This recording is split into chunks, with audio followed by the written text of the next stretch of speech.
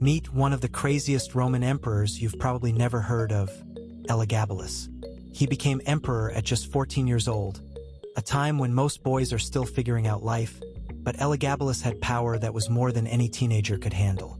With his newfound power, he began a reign so wild, so outrageous, that even the people of Rome were left stunned by his madness. Elagabalus didn't just rule, he ruled with chaos. He appointed people to high positions based on the size of their genitals, a bizarre and humiliating system that shocked even his closest advisors. But that was just the beginning. He had a sick, twisted sense of fun. In one of his most grotesque acts, he chained women to his chariot like animals, forcing them to pull him through the streets while he whipped them.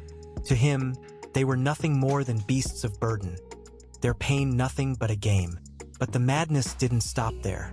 Most emperors had prostitutes for their pleasure, but Elagabalus took it a step further. He dressed as a woman and prostituted himself in taverns and brothels, a shocking and disgraceful act that stunned the Roman people. And then there were his feasts.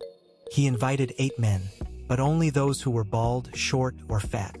The rest of the guests at his lavish banquets were treated like nothing more than his personal entertainment.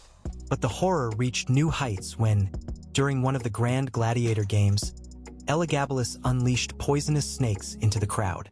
As people screamed and panicked, the venomous snake struck, and Elagabalus simply watched, amused by the chaos he'd created.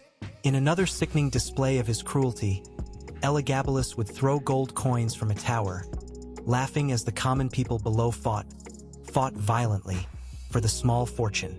To him, their suffering was nothing more than sport. But even Elagabalus couldn't escape his own reckless madness forever.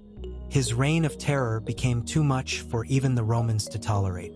At just 18 years old, he was beheaded, not by a rival emperor or enemy, but by his own grandmother, Julia Misa. You know you've gone too far when even your grandmother wants you dead. Elagabalus's story is one of ultimate power gone to the head of a spoiled, twisted teenager, and his reign stands as one of the darkest chapters in Roman history.